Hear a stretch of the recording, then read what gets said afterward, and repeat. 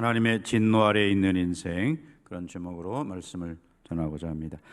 우리 옆에 계신 분들 축복하며 인사하겠습니다. 말씀에 큰 은혜 받으세요.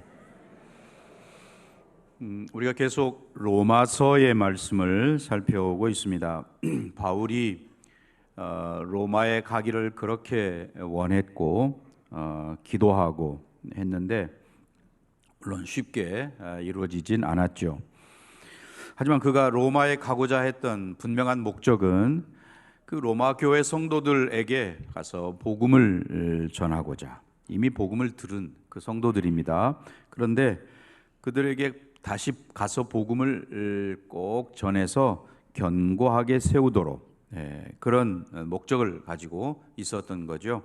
왜냐하면 로마 교회가 핍박과 어려움 가운데 있을 때 신앙이 흐려지고 또는 핍박을 피해서 신앙을 포기하거나 또 도망가는 그런 일들이 있을 것이기 때문에 복음을 전해서 복음에 든든히 서도록 이렇게 하고자 했던 거죠.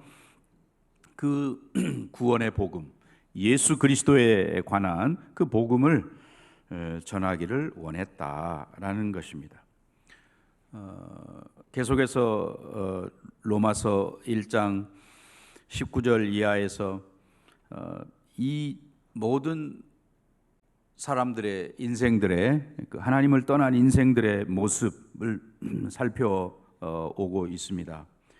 본능대로 그들이 살고 또 그래서 저희 몸을 서로 욕되게 하고 하나님의 진리를 거짓되게 만들고 또 이 피조물을 조물주, 창조주보다 더 경배하는 그런 모습으로 변해버렸다라고 하는 것을 지적하지요. 그 이방인들의 죄, 피조물을 하나님보다 더 섬기는 소위 그 우상 숭배하는 그 죄에 대해서 앞에서 이야기하고 바울은 그 우상 숭배 때문에 필연적으로 나타나게 되는 그러한 죄를 이야기하는 게 오늘 본문의 말씀이라고 할 수 있습니다. 그 우상을 섬기는, 하나님보다 더 사랑하는 것에 대해서 하나님께서는 진노하신다라는 거죠. 하나님은 공의로우신 분이고 또 거룩하신 분이기 때문에 그러한 악에 대해서 심판하시는, 진노하시는 그런 분이시다. 하나님의 성품 가운데 공의의 성품이 있기 때문에 그러한 것이죠. 바울이 살던 이 로마 시대, 특별히 이 로마라는 도시는 굉장히 타락한 그런 도시라고 되어 있죠. 사치가 많았고 먹는 거라든지 또 옷이라든지 주거 환경이라든지 날마다 연회를 열어서 사치가 극을 이루는 그런 시대. 어느 책에 보면 그 귀부인들이 계속해서 연회 자리를 옮겨가면서 참석을 해야 되기 때문에 화장실에 가서 먹은 걸 토하고 다시 또 연회에 들어가서 먹게 하는 그런 모습들도 있었다. 또 로마의 공중 목욕탕 같은데 그 시대인데도 온수가 나오고 냉수가 나오고 하는 그 수도가 있는데 그 수도 꼭지가 은으로 이렇게 만들어졌대더라. 이런 기록들이 있습니다. 아무튼 바울이 하나님을 떠난 인간이 우상을 섬기게 될 때 어떤 모습으로 살아가느냐라고 하는 것을 오늘 본문에서 좀 더 구체적으로 자세하게 이야기하고 있는 거죠. 우선 18절부터 계속해서 이야기하는 하나님의 진노가 점점 심화되어 나타나는데 오늘 본문의 말씀 26절과 27절부터 시작하는 오늘 본문의 말씀을 먼저 보겠습니다. 제가 26절, 여러분 27절을 읽으시면 좋겠습니다. 이 때문에 하나님께서 그들을 부끄러운 욕심에 내버려 두셨으니 곧 그들의 여자들도 순리대로 쓸 것을 바꾸어 영리로 쓰며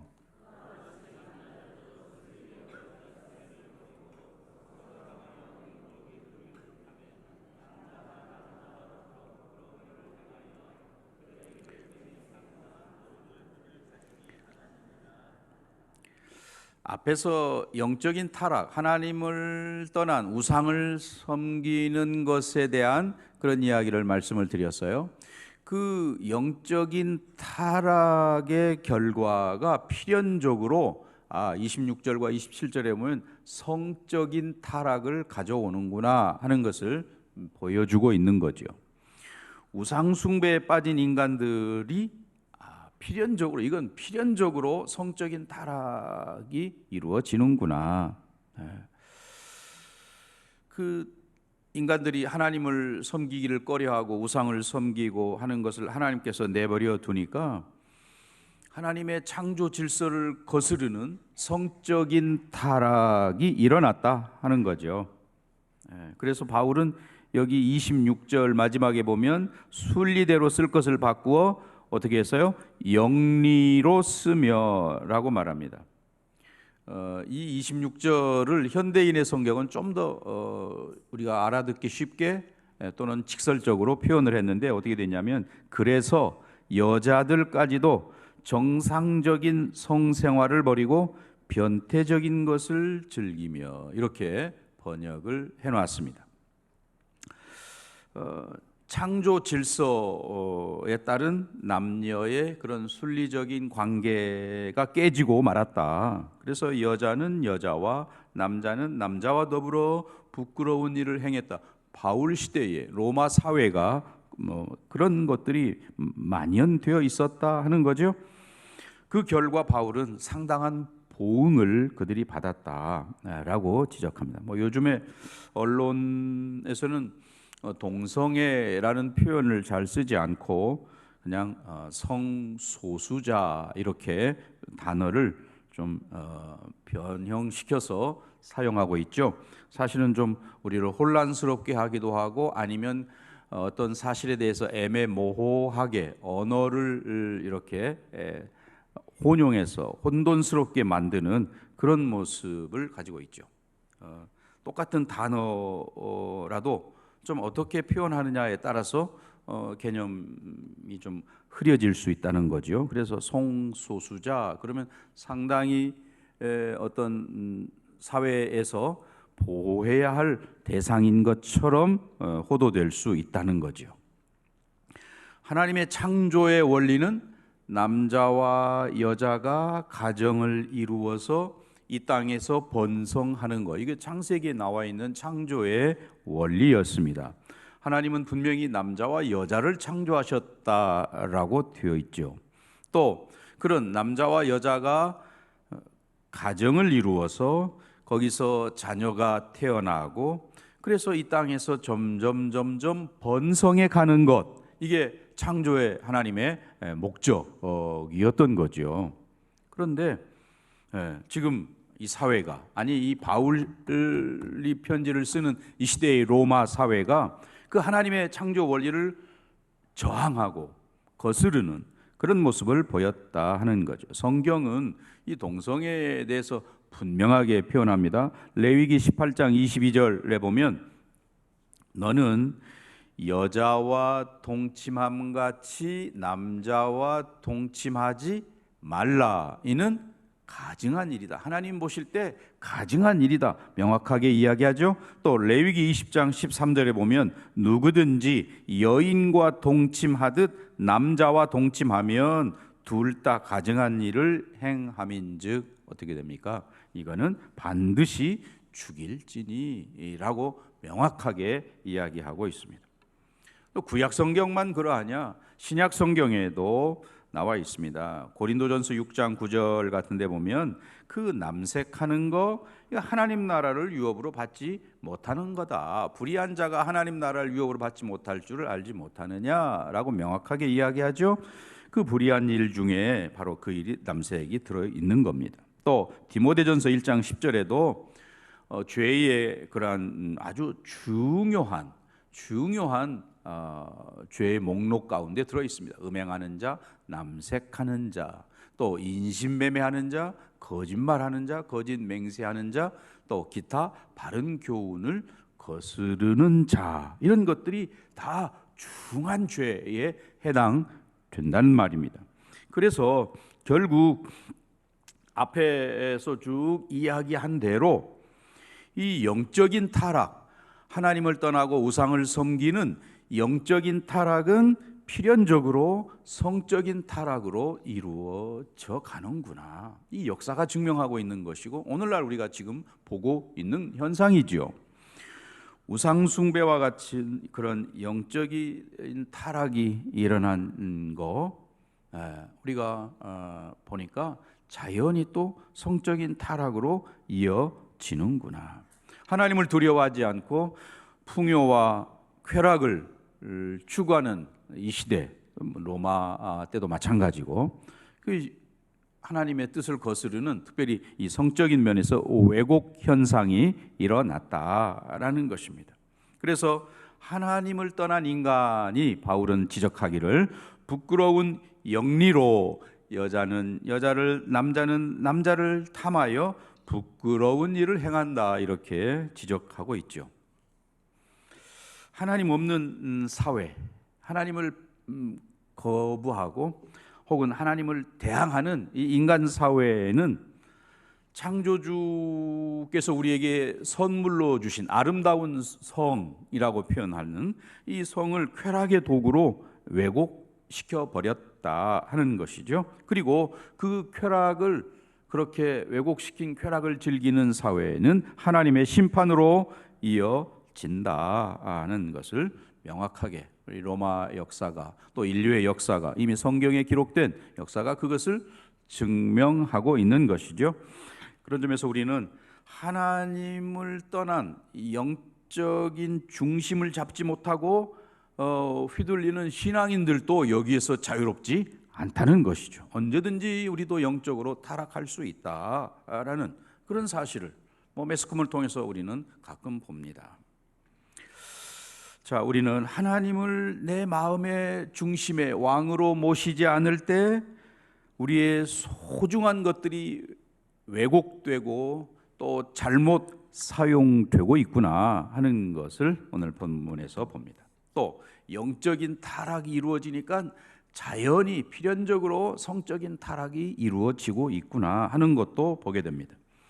그런 점에서 우리는 다시 성경이 뭐라고 말씀하고 있는가, 성에 대해서도 뭐라고 말씀하고 있는가 하는 것을 명확하게 알아야 되고, 특별히 우리 젊은이들과 우리의 다음 세대 후손들에게 명확하게 이것을 가르쳐 줘야 되는 것이죠. 그런데 요즘 사회는 이 동성애를 미화하고 또는 합법화시키려 하고 이걸 법제화 만들려고 하고 하는 이런 사회적인 흐름에 대해서 우리는 기독교적인 또 특별히 우리는 개혁주의적인 그런 입장에서 그들이 잘못되었다라고 하는 것과 그리고 이것은 영적인 타락으로 비롯된 것이구나, 영적인 타락에서 나타나는 현상이구나라고 하는 것을 분명히 알아야 되는 것이죠. 그리고 그것을 우리 자녀들에게 가르쳐 주어야 한다라는 것입니다. 이어서 28절부터 31절까지 말씀에서 죄의 목록들을 좀 더 구체적으로 자세하게 이야기하고 있습니다.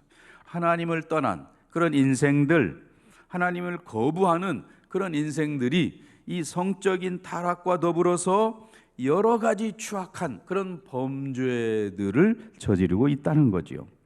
그런데 이것은 예수님께서도 이미 마가복음 7장 21절부터 23절까지에서 인간에 대한 정확한 지적을 해 주신 바가 있습니다. 속에서 곧 사람의 마음에서 나오는 것은 악한 생각, 곧 음란과 도둑질과 살인과 간음과 탐욕과 악독과 속임과 음탕과 질투와 비방과 교만과 우매함이니 이 모든 악한 것이 다 속에서 나와서 사람을 더럽게 하느니라. 예수님께서 우리 속에 있는 그런 추악한 죄에 대해서 이 22가지나 쭉 이야기를 해 주셨습니다. 사도 바울도 갈라디아 5장 19절부터 21절까지에서 이야기합니다. 육체의 일은 분명하니 곧 음행과 더러운 것과 호색과 우상숭배와 주술과 원수 맺는 것과 분쟁과 시기와 분냄과 당짓는 것과 분열함과 이단과 투기와 술 취함과 방탕함과 또 그와 같은 것들이라고 이렇게 쭉 이야기를 하고 있는 것이죠.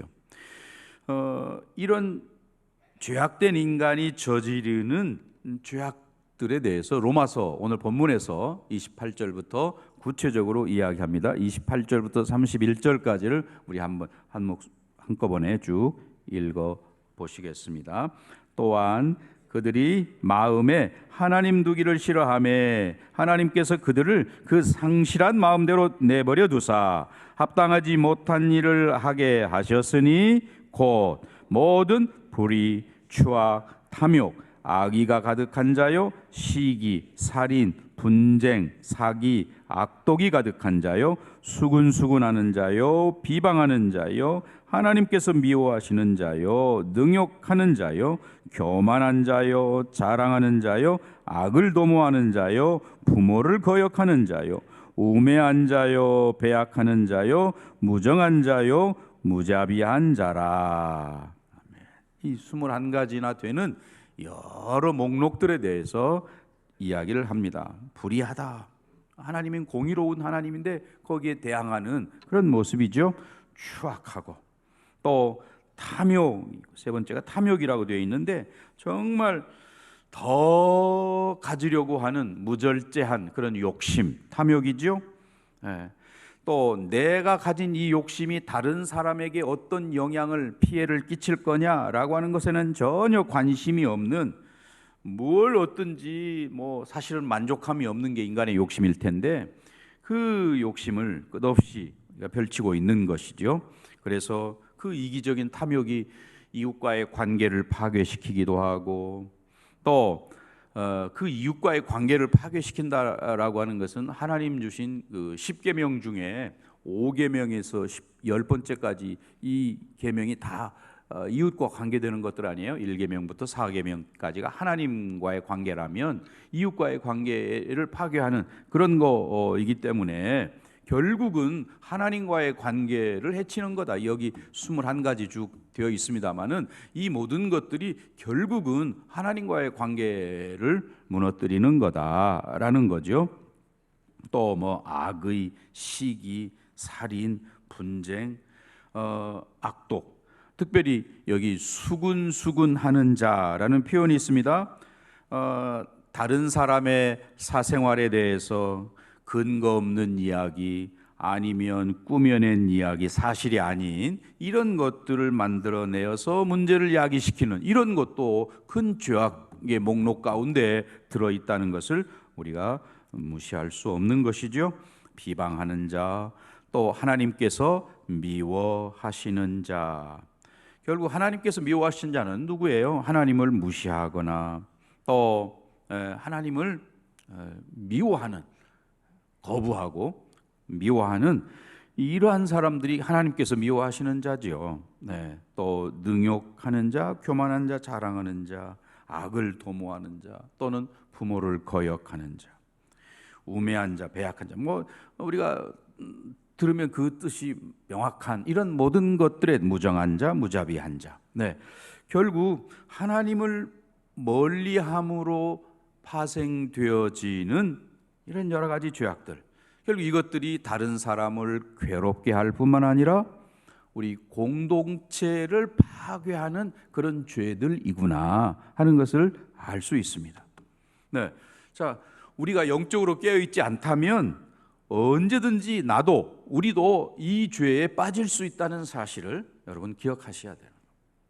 우리가 늘 깨어있지 않으면 여기서 말하는 이 21가지 또는 예수님께서 지적하신 22가지, 또 바울이 갈라디아서에서 아까 이야기했던 26가지, 이런 여러 가지 그런 죄악들에 대해서 우리가 언제든지 거기에 넘어질 수 있다는 사실. 죄는 또 다른 죄를 낳는다. 죄를 방치하면 끊임없이 그것이 순식간에 퍼져서, 우리는 코로나 시대를 지나면서 얼마나 그 파급력이 빠른가, 전 세계적으로 번지는 것을 보았습니다. 어쩌면 죄의 영향력이라는 것은 이보다 더 빨리 번질 수 있는 것이죠. 시대를 뛰어넘어서. 결국 바울이 지금 아까 26절과 27절에서 영적인 타락에 필연적으로 발생되는 성적인 타락을 간단하게 이야기하고 28절부터 31절까지 쭉 우리의 삶을 파괴하는, 우리의 공동체를 파괴하는 그런 여러 가지 죄악들에 대해서 구체적으로 이야기를 했습니다. 얼마나 다양하고 또 우리가 쉽게 빠져들 만한 것들이냐라고 하는 것을 봐야 되겠죠. 그런 점에서 우리는 어느 것 하나, 작은 것 하나라도 빠지지 않도록 자신을 지키는 또는 영적으로 깨어있는, 이거 얼마나 중요한가 하는 것을 우리가 깨달아야 되겠습니다. 바울이 열거했던 이 죄악들이 28절부터 31절까지 나와 있는 이 다양한 죄악들이 나의 죄가 될 수 있다는 것이죠. 원래 이러한 죄악들은 하나님의 진노 아래에 있는 사람들이 그냥 먹고 마시고 즐기는 그러한 것들인데, 예수 믿는 하나님의 자녀인 저와 여러분도 영적으로 깨어있지 않으면 나도 모르는 사이에 이 중에 어느 하나든지 아니면 뭐 여러 가지든지 전부 다든지 이 중에 빠질 수가 있다는 것이죠. 또 내 가족 중에 그리할 수 있겠고 아니면 우리 공동체 안에 그러할 수 있다라는 것이죠. 그런 점에서 죄를 발견했다면 그것을 가볍게 여기지 말고 뉘우쳐야 된다. 또는 그 죄가 더 번지기 전에 빨리 회복되어야 한다 하는 것을 우리에게 알려주고 지적하는 말씀입니다. 저 앞에 19절로 올라가서 1장 19절 말씀 여러분 한번 보시기 바랍니다. 뭐라고 되어 있습니까? 이는 하나님을 알만한 것이 그들 속에 보임이라. 하나님께서 이를 그들에게 보이셨느니라. 하나님을 알만한 것이 그들 속에 있다 라고 하는 것이에요. 그런데 이제 우리가 하나님을 배반하고 하나님께 멀어지고 영적으로 타락하고 했더니 이런 여러 가지 죄악들을 범하게 되었다 하는 것이고요.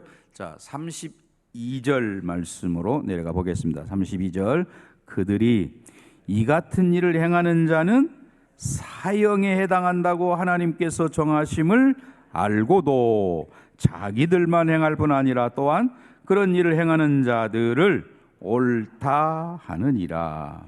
네, 이게 더 문제거든요. 앞에 28절부터 31절까지 열거되어 있는 21가지 이 죄도 문제인데 더 문제가 32절에 여기 나와 있는 악을 정당화시키는 그러한 모습이라는 것이죠. 죄에 빠진 사람들은 자기의 행동을 일단 정당화하고 그리고 다른 사람들에게 그것을 전염시키는 그런 일을 한다는 거예요. 자기 행동이 악한 것이기 때문에 죽음의 형벌이 나를 기다리고 있구나라고 하는 것도 아는데 그걸 두려워하지 않고 회개하지도 않는다, 이런 지적을 하고 있습니다. 또 회개하지도 않을 뿐더러 다른 사람들에게 자기 행동이 정당하다고 이렇게 주장한다는 것이에요. 또 자신과 같은 일을 똑같이 하는 사람들, 아이고 잘했다, 아주 잘했다, 이렇게 이야기한다는 거예요. 네, 그런데 분명한 것은 그들은 다 하나님 앞에 반드시 심판을 받는다 하는 것입니다. 회개하지 않을 때에 하나님께서 심판하신다라고 하는 것을 명심해야 한다는 것을 32절은 1장의 그런 결론 부분의 말씀으로 이야기를 하는 것이죠. 죄인들은 자기의 행동이 잘못된 줄 알면서도 그것을 정당화한다라고 하는 것과 또 악한 행동은 반드시 하나님의 심판이, 하나님의 진노가 기다리고 있다라고 하는 것을 알고도 두려워하지 않는다라고 이야기합니다. 또 두려워하지 않기 때문에 회개도 하지 않는 게 되는 거죠. 그리고 결국 그런 태도를 고집하다가 하나님의 심판을 받는다라고 하는 것이 오늘 본문이 바울이 로마 교회 성도들에게 주는 말씀이죠. 이것은 또한 저와 여러분에게 주시는 말씀이기도 한 것이고요. 자신들이 심판받을 줄 알면서도 악한 행동을 정당화하는 이런 태도가 어디서 나옵니까? 하나님을 떠나 있기 때문에, 영적으로 타락되어 있어서 둔감하기 때문에 나타나는 것이다. 그래서 악을 오히려 정당화시키는 그런 모습. 그래서 이제 그들에게는 하나님의 용서가 사라지고 심판만 기다리고 있게 된다는 것을 명확하게 이야기합니다. 자, 이제 결론의 말씀을 맺고자 합니다. 하나님의 진노 아래 있는 인생들의 죄악된 모습, 그리고 그 원인이 뭐냐 하는 것을 살펴보았습니다. 하나님 앞에 우리의 잘못된 행동을 정당화해서는 안 되는 거죠. 죄를 지었으면 바로 고백하고 회개하고 용서받는 것이 우선 돼야 되고요. 그걸 합리화시키거나 정당화하면 안 된다라는 것을 먼저 깨달아야 되겠고, 영적인 경계를 우리가 늦추면 죄가 슬며시 다가와서 우리를 유혹하고 넘어지게 만들고, 이 보세요, 21가지가 되는 이 많은 목록들, 나와는 상관없어, 이렇게 말할 사람이 과연 우리 중에 몇이나 될까라는 거예요. 우리 영적으로 깨어있지 않으면 이런 여러 가지 다양한 유혹들이 우리에게 슬며시 또는 공개적으로, 아니면 사회 분위기, 문화 현상, 이런 것들로 다가온다는 것이죠. 그러나 오늘 저와 여러분이 그리스도 안에 있을 때, 하나님을 내 마음의 중심에 모시고 왕으로 모시고 나아갈 때에, 오늘 우리는 이런 여러 가지 것들로부터 피할 수 있고 이겨낼 수 있다는 사실을 깨닫게 됩니다. 오늘 저와 여러분, 이 자리에 함께한 우리 모두가 하나님을 내 마음의 중심에 모시기 때문에 여기에 있는 모든 죄악들, 이것이 비롯된 하나님을 떠나고 우상을 섬기는 영적인 타락에서 성적인 타락으로, 그리고 거기서 파생된 여러 가지 부패된 21가지나 되는 이런 현상들에게서 멀어지는 저와 여러분, 우리 모두가 다 되시기를 간절히 축원합니다.